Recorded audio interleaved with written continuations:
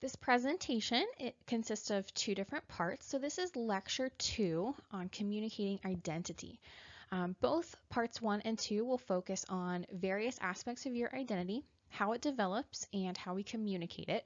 But part 1 will focus more on the development of the self-concept and how it impacts our communication with others, which includes 7 principles of identity management. And then we'll also discuss the communication theory of identity as well as impression management. And then in part 2, we'll discuss politeness theory and use that theory to understand norms related to cell phone use in relationships. So I usually start this unit by asking students to think about and maybe even provide out loud, if we were in person, one-word descriptors for each of the following categories. So appearance, so would you describe yourself as strong, fit, tan, awkward, lanky, frumpy, right? Those are all descriptors of appearance. Your social traits, are you outgoing? Are you sensitive? Are you funny? Are you shy? Your talents, so maybe they are athletic, maybe they're musical, maybe they're artistic, maybe they're academic. Your intellectual capacity, do you perceive yourself to be intelligent, skeptical? Do you study hard? Are you brilliant, right? Are you a graduate? And then your strong beliefs, and these could be religious beliefs, they could be social beliefs, political beliefs, beliefs about finances or activism, right? All those types of things. Your social roles, so that would include things like daughter, friend, father, student, boss, classmate, colleague, mentor, those types of things. And then your group memberships, so any clubs or teams that you belong to, any cultural groups that you identify with, and maybe even groups related to gender or race and ethnicity. And then you can probably think of other descriptors that kind of don't fall into any of these categories. You might put them in a more miscellaneous category. No matter how you described yourself by answering the questions on the previous slide, you were basically describing your self-concept. So your self-concept is basically just the way you describe yourself, as well as your perception of how other people see you. So your self-concept is a relatively stable impression of who you are based on physical and psychological attributes. It essentially answers the question, who am I? So think about these 3 questions. Which of those items are more important to your sense of self? Some of them might be more central to your self-concept. Some of those characteristics might also be more stable or consistent over time. And then some of them might be more prominent than others when you present yourself in various situations. So there are some aspects of ourselves that we highlight in certain situations, but then there are other aspects of ourselves that are more consistent no matter who it is we're talking to or where we are. And many of you may feel that group memberships are especially central to your self-concept, right? So if you're an athlete at the University of Connecticut, that might be more central than some of the more individualistic descriptors. And then other people, on the other hand, may say it's their strong beliefs that are particularly central to who they are. So once again, the textbook provides us with different principles of identity management, kind of like the 6 principles of interpersonal communication. And the first principle is identities provide a hierarchical structure of understanding who we are, right? So in other words, not all of the adjectives you use to describe yourself are equally important. Some of them are much more influential in terms of how you see yourself and how others see you. And so identity management is basically influencing the way other people see you or the image that other people have of you. So we're going to go through a few ways in which the self-concept develops. The first thing you should know is that the self-concept arises partly through feedback from other people and also through things like social comparison. So your identity then is inherently social because other people are involved in the development and formation of that identity. It's formed and maintained through actual or imagined interpersonal agreement about what the self is like. And so this is something called the looking glass self. And the looking glass self is a concept that basically says that we tend to see ourselves as others see us, right? So this is the part of your self-concept that you learn based on your interactions with others who reflect yourself back to you. So if you think about it, how did you come to believe the various things that you listed about yourself? Right? So how did you come to believe that you were smart enough to go to college, for example? Or if you're a good dancer, how did you come to believe that about yourself? Or that you're a good athlete? Or that you are a caring activist? It's probably because you received feedback from others and then formed this impression through your interactions with them. So in other words, it would be really difficult to believe something about yourself unless it's been confirmed by those that you interact with, or at the very least, it hasn't been disconfirmed by those that you interact with. Right? So in various interactions and situations, we think about how others view us and evaluate us. And then that guides our behaviors because this feedback has been repeated many times. So it becomes internalized, right? It becomes a part of who you are and how you understand yourself. So, for example, you really can't believe yourself to be funny or kind or tough without confirmation from other people that that's true. And this is true for both positive and negative characteristics. So the looking glass self underscores principle number 2 of identity management, which is that feedback we receive from others helps to shape our identities. So the feedback we receive from others affects our identity development, but our identities or our beliefs about ourselves also help us to interpret and make sense of the feedback we receive from others, which is principle 3 of identity management. So if you are an extroverted person, for example, and someone says, "You're awfully quiet today," you would likely interpret that remark differently than someone who is introverted who receives that same comment from another person. So we tend to interpret feedback as consistent with our identities. So we use our identities as a lens, essentially, to make sense of the comments that we receive from others. So, for example, if you are an attractive person and someone makes a negative comment about your appearance, you may be more likely to interpret that as an expression of jealousy. But if you are unattractive and someone makes a negative comment of you about your appearance, you would interpret that statement as consistent with that negative self-image that you possess.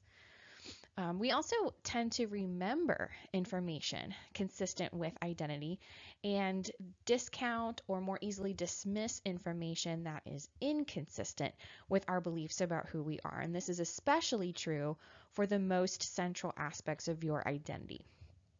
So my example here is from Michelle Obama, actually, in her memoir, Becoming. Right? So in this example, she's talking about visiting family when she's about 10 years old, and she's playing with some of the other girls her age. Many of them are cousins. And one of them she describes as giving her a sideways look. And then this cousin says to her, "How come you talk like a white girl?" And I'm going to start actually reading directly from the book. I'm going to skip around, but I think this is a great example of what we're currently talking about and will also help to contextualize an example I'm going to use later on. So she says, "The question was pointed, meant as an insult or at least a challenge, but it also came from an earnest place. It held a kernel of something that was confusing for both of us. We seemed to be related, but of two different worlds." "I don't," I said, looking scandalized that she'd even suggest it and mortified by the way the other girls were now staring at me. But I knew what she was getting at. There was no denying it, even if I just had. I did speak differently than some of my relatives, and so did Craig. Our parents had drilled into us the importance of using proper diction, of saying going instead of goin', and isn't instead of ain't. We were taught to finish off our words. And then she goes on to discuss her grandfather as well. And she says that he was an influence, meticulously correcting our grammar or admonishing us to enunciate our words when we went over for dinner. The idea was we were to transcend, to get ourselves further. They'd planned for it, they encouraged it. We were expected not just to be smart, but to own our smartness, to inhabit it with pride, and this filtered down to how we spoke.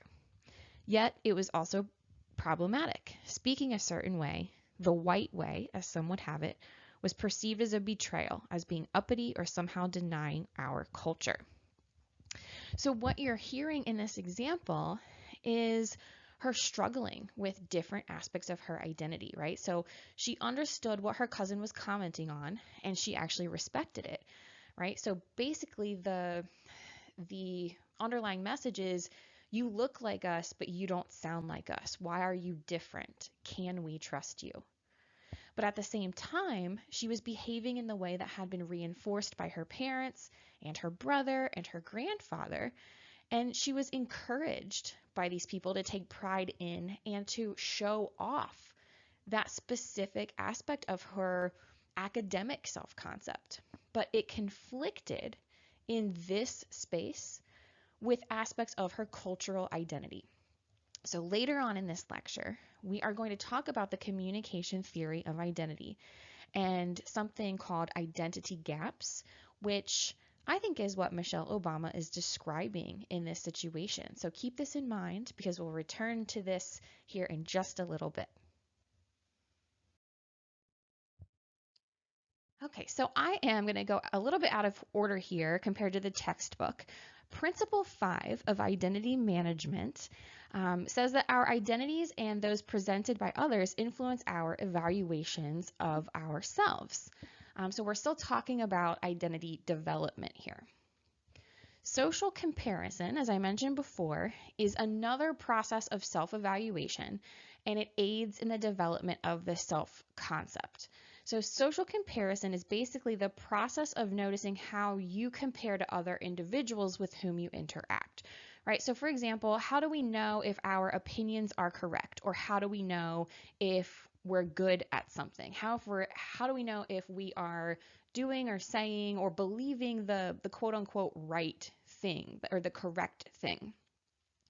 Well, you compare yourself to similar others, or in other words, people in what we call a reference group. So a reference group is comprised of people to whom you can realistically compare yourself. So it doesn't make sense to compare yourself to people who are wildly different from you, because that really wouldn't provide an accurate reading or evaluation then of your behavior or your attitude. So for example, how do you know if you're good at being an athlete? You would compare yourself perhaps to other college athletes, right? People who are similar to you, maybe not LeBron James, because that doesn't offer an accurate comparison. How do you know if you are intelligent? Well, maybe you compare yourself to other college students, maybe even other college students in the same major or the same class, likely not someone like Stephen Hawking, right? It's just not, it wouldn't provide you with an accurate way of evaluating your intelligence or your athletic ability. Now, it's important to note that everything is relative. So something that's commonly studied in relation to self-concept is the academic self-concept, right? So for example, let's just say somebody says, well, Joe is smarter than his classmates. Well, in order to make sense of that statement, you need to know how smart Joe's classmates are, right? To determine how smart he really is. So this is something called the big fish, little fish, big pond metaphor, right? So if you are a big fish in a little pond, that would suggest that you are gifted in a regular reference group. If you are a little fish in a big pond, you are gifted in a gifted reference group, right? So in other words, we kind of need to know how intelligent your classmates are in comparison to you before we can make sense of how intelligent you are. We can also, you don't have to necessarily know any of that academic self-concept stuff. I just wanted to mention that because it comes up pretty frequently when we talk about self-concept and social comparison and reference groups in particular. But moving back to social comparison, we can make upward comparisons and we can make downward comparisons. So an upward comparison is when you compare yourself to people you perceive to be superior to you in some way.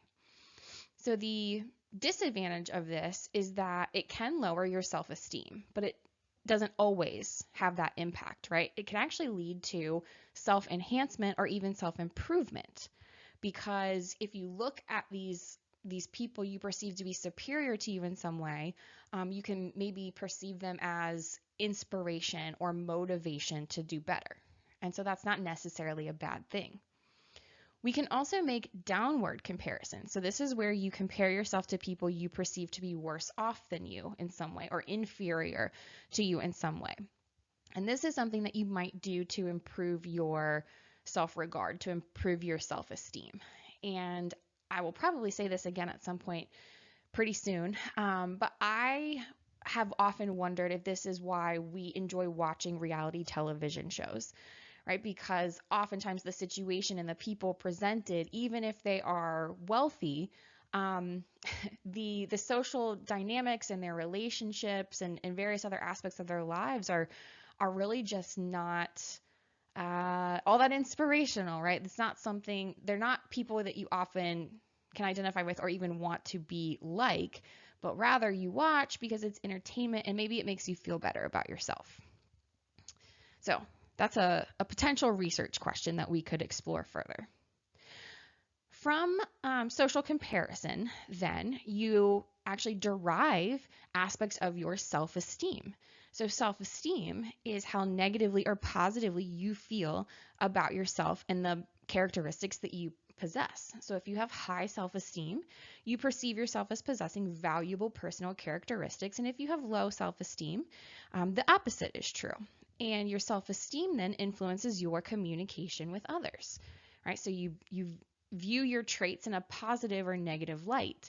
And what's interesting is that two people may possess the same characteristics but value them differently, right? So one person views a particular characteristic as a good or a valuable thing and another person doesn't. So for example, maybe there are two people who like to party and socialize and go out, right? One of those individuals views this as a good thing because it reflects their identity as fun, friendly, carefree, always happy to have a good time, while the other one views this as a negative thing. So maybe they perceive themselves to be immature, right? This behavior is indicative of slacker behavior. Another example, maybe there are two people who excel in academics, and one of them views this as nerdy or embarrassing, right? So they don't value it positively, while the other one views that as something to be proud of, an indication of intelligence, diligence, and success. All right, so our identities help to influence our evaluations of who we are and the characteristics we possess. Groups are also an important source of pride and self-esteem, which is reflected in something called social identity theory, which basically says that groups give us a sense of belonging to the social world. They are important sources of identity and self-esteem. And your group memberships may vary widely, right? So they could be really large groups like belonging to a particular religion or your political affiliation or gender identity group, right? Social class. But they can also be more specific like sports groups, clubs, cliques, particular friend groups, right? So whatever the groups are, your membership in those groups are an important part of your identity and understanding of who you are. And we tend to conform to the norms of those groups. But group membership also affects the way we communicate with others. So we unfortunately tend to divide the world into us versus them categories. And so we enhance our self-image in some cases by finding negative aspects of outgroup members. Problematically, the outcomes of this are often things related to stereotyping and racism, because people outside of our groups we tend to assume or see as being all alike, right? But whenever we're communicating with and describing people within our group or in-group members, we actually tend to pay more attention to the individual differences of those people. And so our group memberships then basically impact the way we communicate with and perceive people that belong to the same groups as us, as well as people that we perceive to be outside of our group. So that can have problematic outcomes. Now, our self-concept also affects the way we communicate with others, which is a great transition from social identity theory, right? So we tend to enact certain behaviors that we believe to be consistent with identity, which set up self-fulfilling prophecies. So self-fulfilling prophecies occur when our predictions about things will turn out true because we subconsciously make them true. So for example, if you perceive yourself to be a good student, you're going to engage in certain behaviors that are consistent with that identity. You're going to attend all of your classes. You're going to study. You're going to meet with the professor. You're going to take notes. Maybe you're going to sit in the front of the classroom, right? And all of those behaviors lead to getting a good grade. And then that good grade further reinforces your identity as a good student. If you think you are a good and ethical or moral person, you'll likely engage in more moral and ethical behaviors.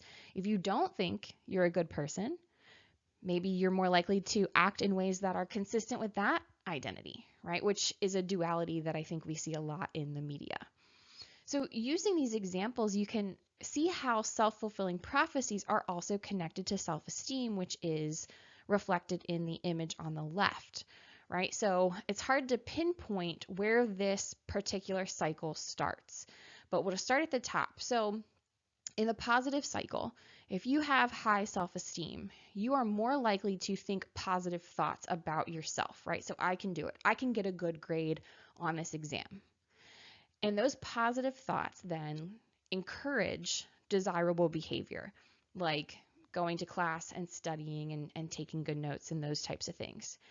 And that desirable behavior contributes further, right, to this cycle. So you engage in all those desirable behaviors. The outcome then is that you get a good grade. And then that leads to more positive thoughts. So I succeeded. I did well. I got a really good exam grade. And when you succeed or you perform well, then that further contributes to high self-esteem. You can see how that is different in the negative cycle. So you have low self-esteem. So you think negative things, right? So you think, I can't do it. And that leads to undesirable behavior. So maybe you don't even try to study. Maybe you don't attend class. Maybe you don't ask questions or take any notes. And then that leads to a failing grade on the exam. And then that just further contributes and perpetuates this cycle of negative thoughts like, oh, well, of course I failed again because I suck. And then that continues to contribute to low self-esteem. So self-fulfilling prophecies and other concepts related to that demonstrate principles 4 and 6 of identity management, that identity incorporates our expectations and guides behavior, and that our identities can help us to achieve certain goals.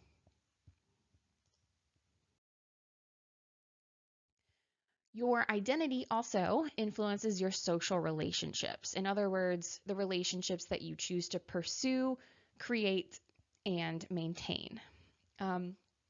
Previously, I've used an example of an individual who was on a reality television show. She was on The Real Housewives of Orange County. I don't know that she's still on there, but her name was Bronwyn. And in one episode, she says, I tend to seek out relationships that are lighthearted, fun, and I'm not used to people calling me out, right? So she was in a situation where she basically had gotten herself mixed up in, well, obviously some drama, but I think she'd told a few lies. And that didn't go over so well with the group, even though she was kind of lying or fibbing or misleading to protect one or two other individuals in the group. Well, nobody appreciated that. Um, and she got called out and she was very upset about it because apparently her other social relationships are not very serious and people don't take her behavior very seriously. So it just wasn't a response that she was expecting.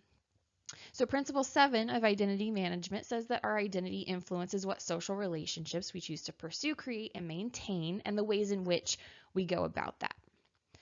A strong, stable identity also helps you to develop intimate relationships with others. So, in other words, as cheesy as it may sound, you actually do have to understand and love yourself before you can understand and love others. So, when people say things like, we need to break up because I just need some time to find myself, we may laugh, or kind of like scoff at that, but that's actually not too far from the truth. That's not too far from what their research suggests. So having that strong, stable sense of self helps to and contributes to your ability to develop your relationships with others and be able to open up with other people. We prefer relationships with people who provide feedback that is consistent with our identity. So, unfortunately, this means if you define yourself in negative terms, you unconsciously seek partners who will confirm that identity. And the reason for that is we just don't trust feedback that is inconsistent. So we perceive those that offer inconsistent feedback as being dishonest. The extreme outcome of this, right? So if you have a negative self-image and you're seeking out people who confirm that negative self-image, you might find yourself in an emotionally, psychologically, or even physically abusive relationship. And so that is the most extreme negative outcome of negative identity consistent feedback. Now, this preference of identity consistent feedback may differ depending on the relationship. So in most relationships, we prefer the authentic or the consistent feedback, right? In dating relationships, however, people actually tend to prefer positive feedback. And this is potentially because in those early stages of a romantic relationship, you're seeing everything through rose-colored glasses, right? So you want your partner to say all kinds of nice things about you, and continue to assure you of their investment in you and the relationship, and those types of things. But we actually, in most relationships, do prefer the identity consistent or the authentic feedback.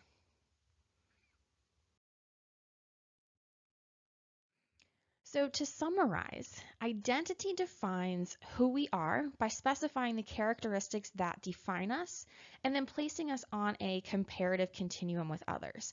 But it's not just a way to evaluate yourself.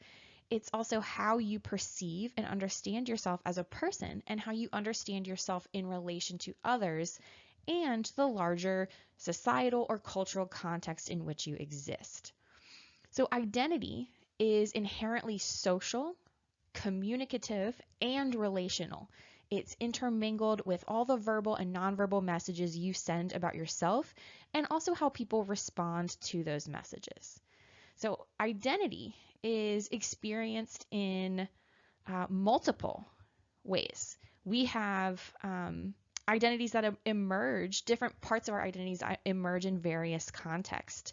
Our identity at any one moment might consist of many layers or only a few. And so communication is identity enactment. You communicate differently depending on which aspects of your identity are most salient at a given time. So this also means that identity is fluid, right? So it's consistently changing across situations. It's not something static, rather it's very dynamic. And so this sets us up for transitioning now into our discussion on the communication theory of identity.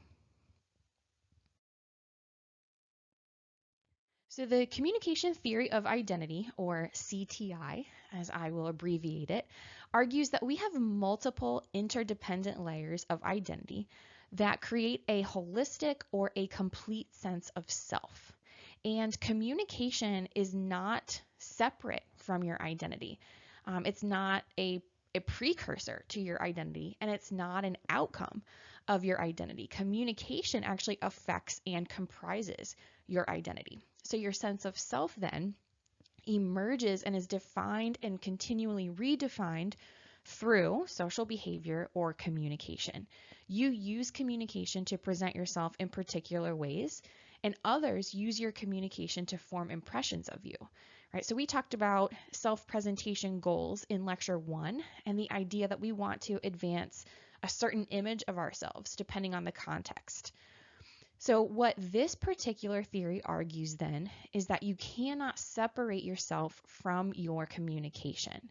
So CTI acknowledges individual and social aspects of identity by defining 4 layers or 4 frames of identity, which all interact with one another. So the first frame is the personal frame. So this is how you define yourself. It privileges or prioritizes the individual. So this reflects your self-concept and how you maintain that through your social interactions. So for example, you have a personal gender identity. So maybe that personal gender identity is you were male assigned at birth, who also identifies as masculine and heterosexual. The relational identity is the identity that is negotiated in relationships through communication. So in this case, your relational identity is the product of yourself and others. There are 4 forms of the relational identity. So the first is an identity defined by how others see you. So you internalize others' views of you, and this reflects or is reinforced by or is consistent with the looking glass self. The second would be identities defined by relational roles. So your role as a parent or a partner or a friend. The third are identities developed or defined by relationships. So you might be a member of a couple and a member of a family. So it's your identity formed by the relationships within those situations. And then the fourth are identities developed in relation to other identities. So for example, you might both be a police officer and a parent. So how are those identities consistent with one another? Or, in some cases, how do they contradict one another? In terms of parent and child relationships, there's some really interesting research about adult children whose parents get divorced later in life and how then that individual navigates being the child, but also in some cases the parent of their own parents, right? As well as the parent of their own children. And so how do we kind of navigate the different layers of that particular identity? There is also really interesting research that examines identity among individuals who are adopted with particular focus on the relational identity, right? Because you have a relational identity with your adoptive family, so nurtured characteristics, a shared sense of humor, you're a child or a member of that specific family, you're part of the extended family, but you also have a relational identity with the birth family, right? So this is where you get your natural dispositions, mannerisms, and shared physical and social characteristics. So the third frame of identity is the enacted frame, and this reflects how you perform your identity, and it includes all of the behaviors and expressions you use to communicate who you are to others. So this includes aspects of your identity that you choose to present to others. Your identity then reflected in a lot of the research and across many different perspectives really is a performance. And I mentioned before, identity is fluid. So it changes over time, it changes across contexts because it's how you express yourself in certain situations. And how you express yourself in certain situations may not always be the same. We actually perform aspects of our gender identity. So the way you dress, the way you speak, the way you act are ways that you present yourself and communicate your identity to other people. You might perform gender identity in a manner consistent with social expectations, or you might challenge those norms in your behaviors. And then finally, we have a communal frame. And this is similar to social identity that we talked about previously. So this reflects your identity within group memberships where you share characteristics with other group members, and that influences how you understand yourself, right? So your membership in maybe different religious groups or religious affiliations, how you relate to people with similar or different cultural backgrounds, are you a member of the LGBTQ plus community, those types of things.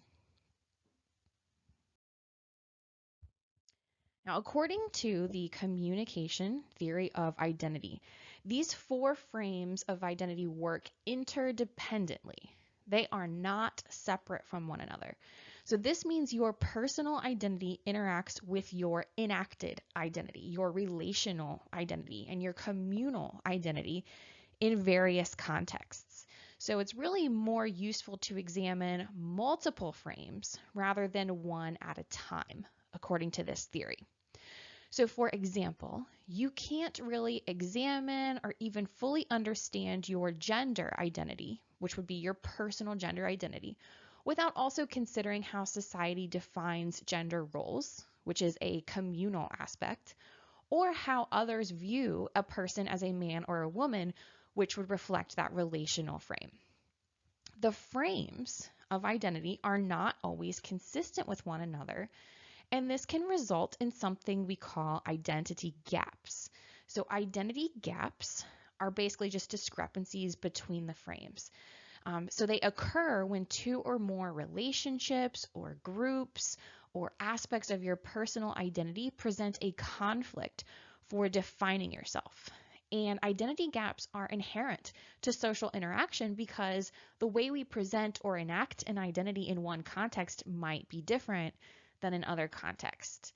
In fact, we often don't present our true selves when communicating with others, right? So, for example, I don't speak at work or even around my immediate family the way I would speak at home with my husband. And if I did, there'd probably be some social repercussions of that, right?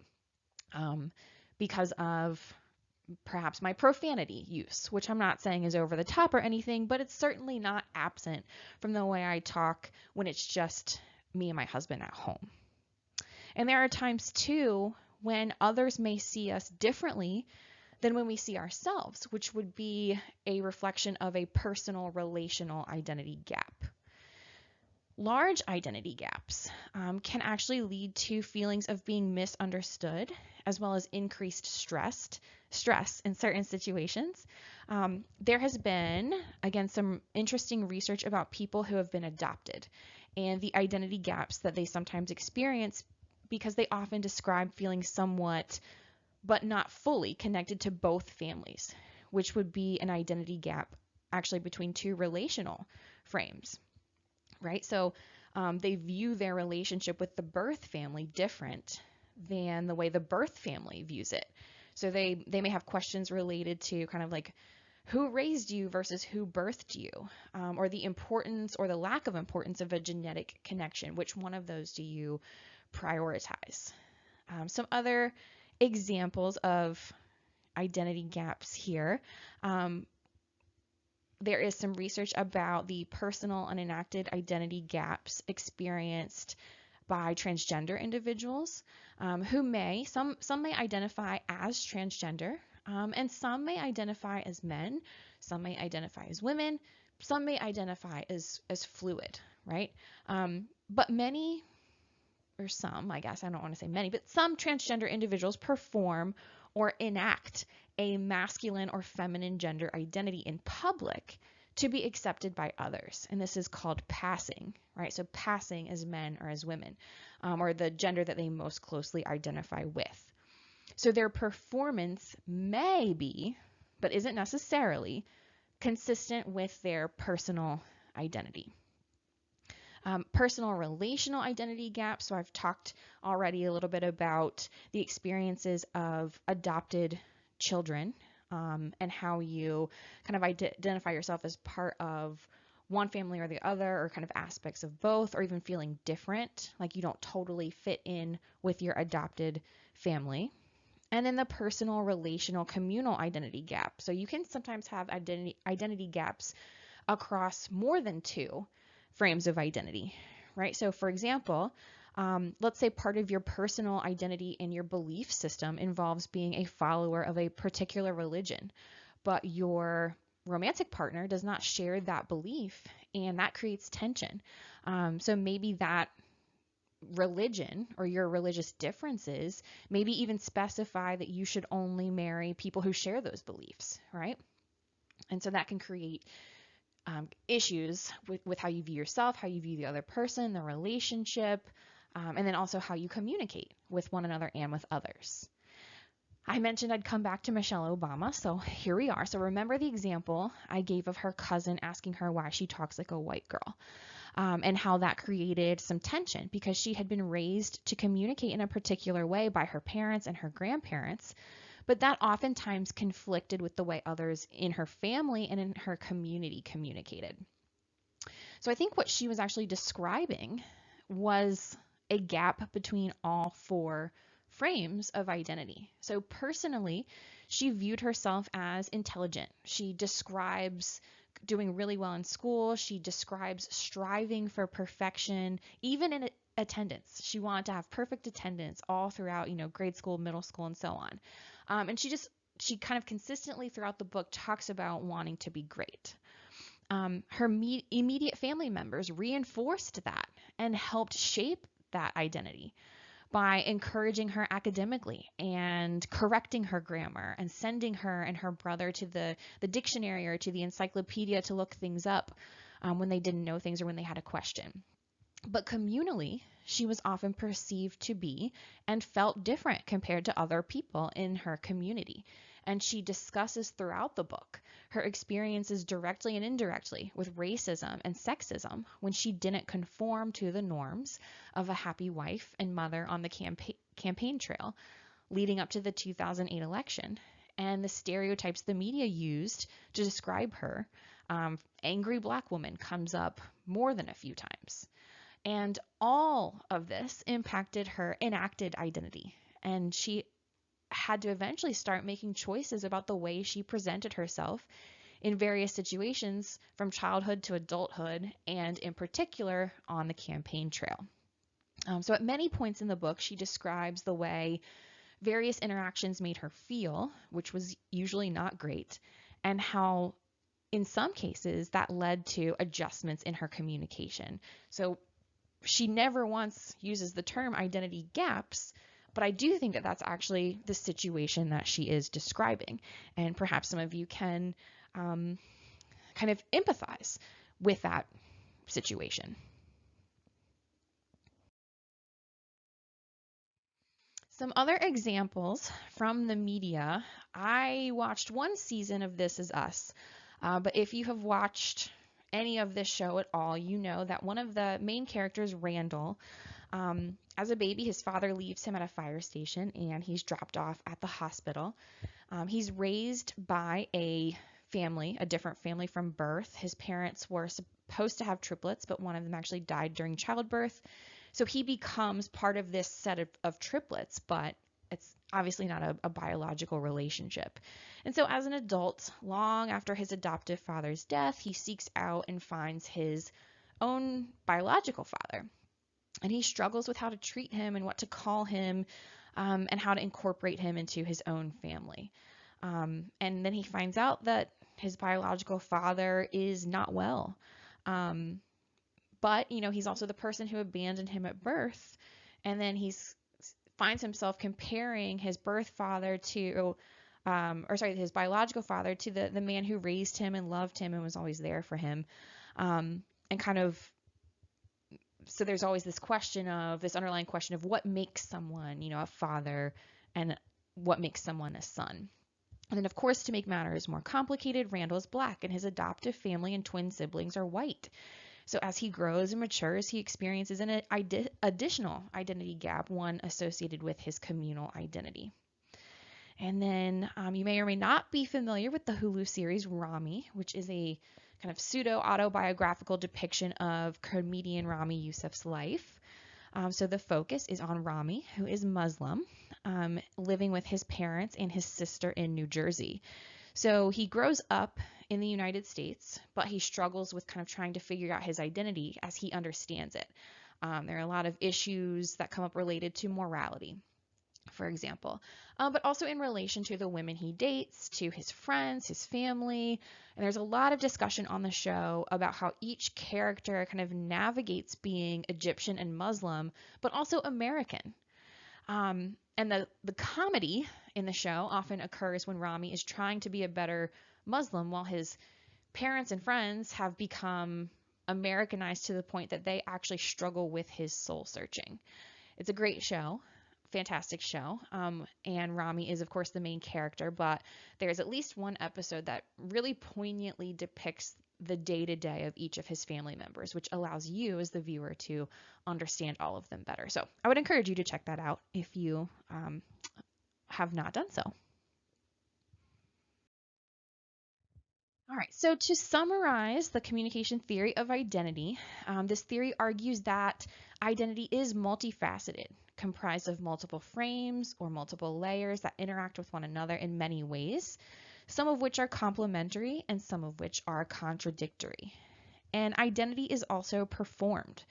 We strategically communicate in various situations that we reflect who we are.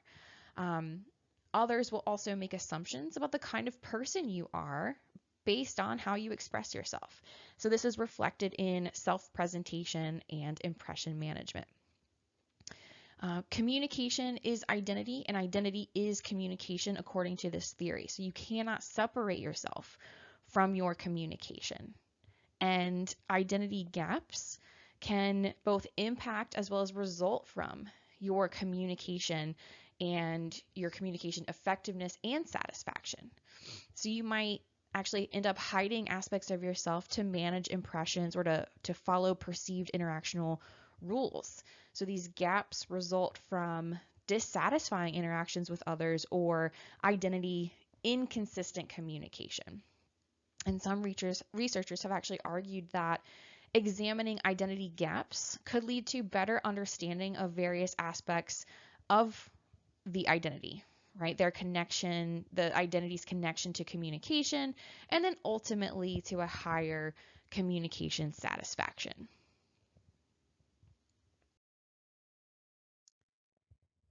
So our conclusions related to CTI set us up perfectly for discussing identity as a performance.